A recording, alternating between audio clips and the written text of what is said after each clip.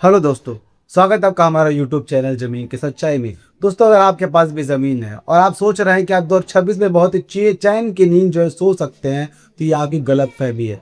क्योंकि 2026 किसी को भी वो चैन से सोने नहीं देगा। जो लोग सोच रहे हैं कि हमारे पास ज़मीन की सारी तरह की प्रॉपर्टी के कागजात हैं, सारी खेत हो या प्लॉट हो या फिर आपके घर का प्रॉपर्टी, किसी भी तरह की प्रॉपर्टी के कागजात में कोई भी गड़बड़ी हुई, जैसे कि वंशावली समझ लीजिए। वंशावली जो है कि अभी बहुत ही जोरों शोर से अमीन मांग रहा है। 2026 में जो डिजिटलाइजेशन को लेकर जो सर्वे की जो टीम निर्धारित की गई है, उसमें सबसे ज़्यादा जो मांगने वाली चीज़ है वो है वंशावली।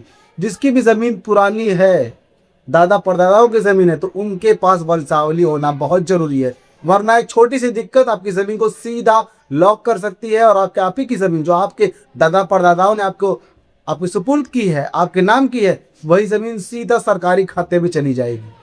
ठीक है दोस्तों, ध्यान दीजिएगा। आज का हमारा टॉपिक क्या है, आपको ध्यान देना बहुत ज़रूरी है, क्योंकि आपको इस वीडियो में हम बताएंगे उसका समाधान तक बताने को। ध्यान दीजिएगा।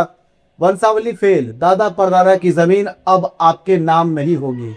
नया नियम जानकर उड़ जाएंगे होश।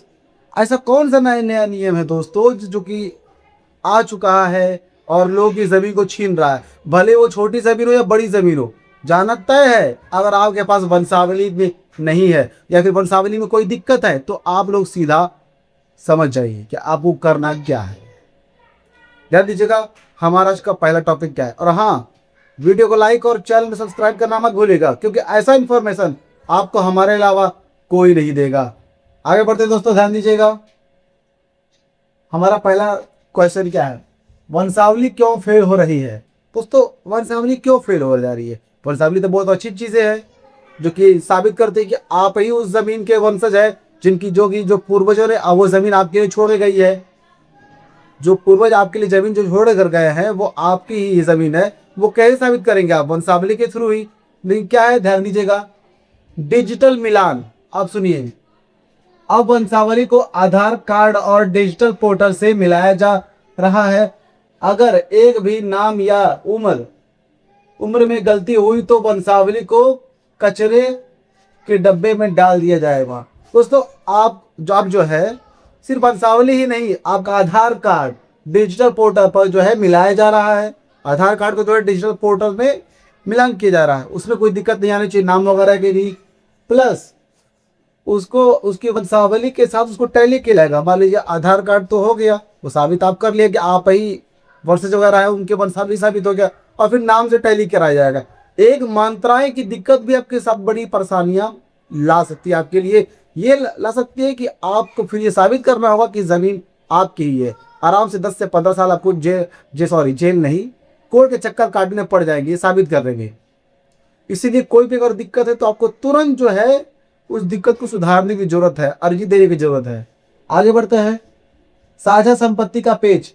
अगर आपके दादा के 4 बेटे थे और वंशावली में सिर्फ 3 का नाम है, तो पूरी वंशावली रद्द।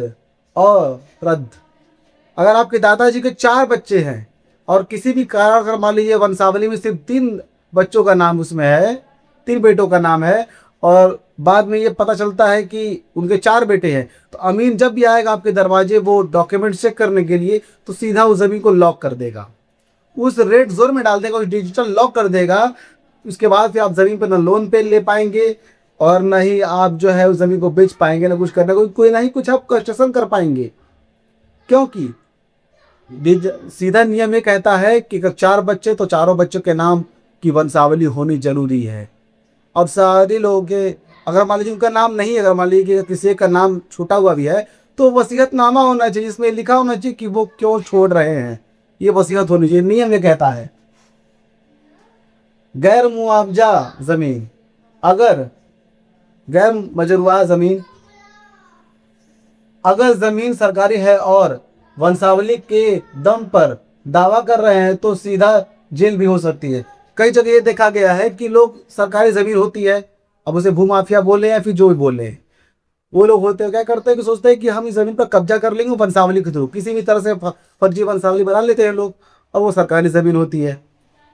और उसके दौरान जब भी क्या नाम सर्वे के लिए टीम आएगी और उसके रिकॉर्ड में अगर ये चीज़ साबित हो गई कि ज़मीन उनकी नहीं किसी और की है, यानी कि सरकारी ज़मीन है, तो सीधा जेल भी हो सकती है, मोटी रकम चुकाना ही पड़ सकता है। याद रखिएगा, लेने के देने पड़ जाएंगे। अगर कोई लोग जो ऐसे सोच रहे हैं आप लोग कि सरकारी जमीन है उसका हम हड़प लेंगे, नहीं, सरकार दूसरों की जमीन छीन लेगी, अपनी जमीन कभी नहीं देगी। ये सरकार का दिमाग है।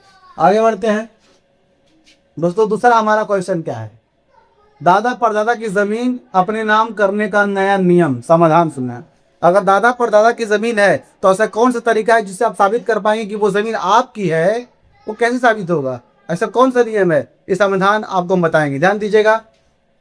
पहला तरीका क्या है, सिर्फ वंशावली नहीं, अब आपको पंजीकरण रजिस्टर 2 का भी में आपका नाम चढ़ाना होगा।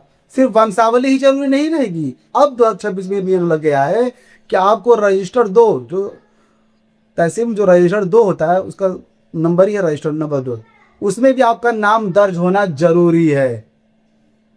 दूसरा तरीका यह है कि अगर वंशावली बन गई है तो उस पर राजस्व अधिकारी यानी राजस्व अधिकारी सीओ या अमीन का डिजिटल हस्ताक्षर करवाएं। बिना सरकारी मुहर वाली वंशावली रद्दी है।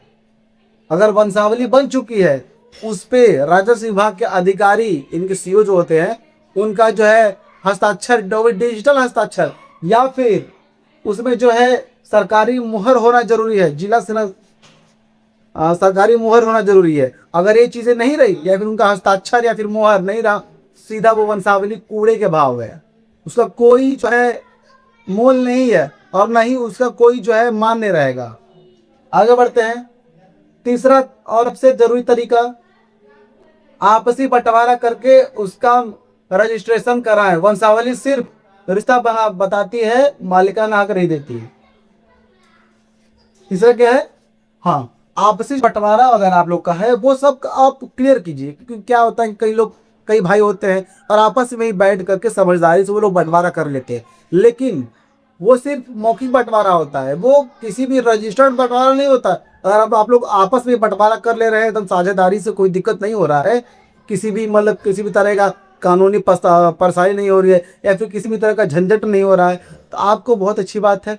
लेकिन आपको ये बंटवारा करने के बाद एक वकील से मिल करके सभी लोगों के अंश का पूरा नाम अपडेट करा देना चाहिए खतौनी में, क्योंकि अगर नहीं रहेगा तो भी दिक्कत है।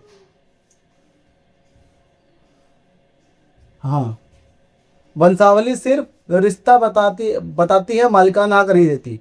क्योंकि वंशावली जो है वो सिर्फ रिश्ता बताती है, आपका उनसे, उनसे आपका, वो मालिकाना हक नहीं देती है। ये आप लोग को समझना जरूरी है। और 2026 में सभी उन लोगों को परेशानी है जो लोग बहुत ही अस्थिर से बैठे हुए सोच रहे हैं आगे कोई दिक्कत नहीं है। आगे बढ़ते हैं। तीसरा क्वेश्चन क्या है हमारा, जमीन की सच्चाई की खास नसीहत। अब आपको हम अपने चैनल के माध्यम से अपनी खास नसीहत क्या देना चाहेंगे, जो आप गांठ बांध के रख लेनी चाहिए। बहुत ही अच्छी नसीहत है, ध्यान दीजिएगा। भाइयों, जमीन की लड़ाई में भाई भाई को लड़ाया जा रहा है। माफिया इसी बात का फायदा उठा रहे हैं। अगर आपके दादा परदादा की जमीन पर अब तक दाखिल खारिज नहीं हुआ है तो वंशावली का रोना छोड़िए और तुरंत कानूनी बंटवारे पर ध्यान दीजिए। 2026 सर्वे के मौका नहीं मिलेगा।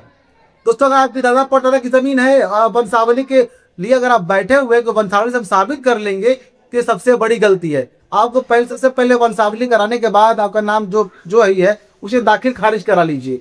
आपके नाम उस रजिस्टर पर चढ़ना चाहिए जिसको खतौनी बोलते हैं। वो क्या है, यानी कि राजस्व विभाग का रिकॉर्ड, उसके आपका नाम होना जरूरी है, जो कि साबित करता है कि आप ही उसके मालिक है। दोस्तों, ये करना बहुत जरूरी है। अगर आपको ये चीज नहीं आती है, इस तरीका नहीं पता कैसे क्या नहीं करना है, तो आप तुरंत अपने एक नजदीकी वकील से मिलिए। वो वकील जो जमीनी मामला देखता हो, उस वकील से मिल करके सारी परेशानियां अपने बताइए, कौन कौन से कागज तैयार करने हैं वो बताइए, या फिर वो खुद आपको बता देगा। और उसके बताए गए अनुसार आप स्टेप बाय स्टेप जो है आप फॉलो कर लीजिए कागजात बनाने में। अब ध्यान दीजिएगा, हमारी सेफ एडवाइस क्या है। भाइयों, मेहनत की कमाई और पूर्वजों की निशानी को ऐसे मत जाने दीजिए। अगर आपको वंशावली बनाने में या अमीन आपकी बात नहीं सुन रहा है तो कमेंट बॉक्स से मैसेज जरूर कीजिए। आपको हम बताएं कौन से तरीके से आप जो है आगे अपने कदम बढ़ा सकते हैं। दोस्तों, आपको ये वीडियो कैसा लगा? अगर आपको ये वीडियो अच्छा लगा तो वीडियो को लाइक कीजिए, चैनल को सब्सक्राइब कीजिए और इस वीडियो को ज़्यादा से ज़्यादा लोगों तक शेयर भी कीजिए। ताकि सभी लोग ये बात पता चल सके कि 2026 में सिर्फ वंशावली मालिकाना हक आपको नहीं देगी। आपको कोई भी दिक्कत हो, कोई परेशानी हो, आप मुझे कमेंट बॉक्स से मैसेज जरूर कीजिएगा, मैं आपको उसका जवाब जरूर दूंगा। दोस्तों कोई भी दिक्कत हो, कोई परेशानी हो, भूलिएगा नहीं, कमेंट जरूर कीजिएगा आप लोग। तो फिर मिलेंगे किसी नए वीडियो में किसी नए टॉपिक की तरफ, तब तक हमें दीजिए इजाजत। जय हिंद दोस्तों।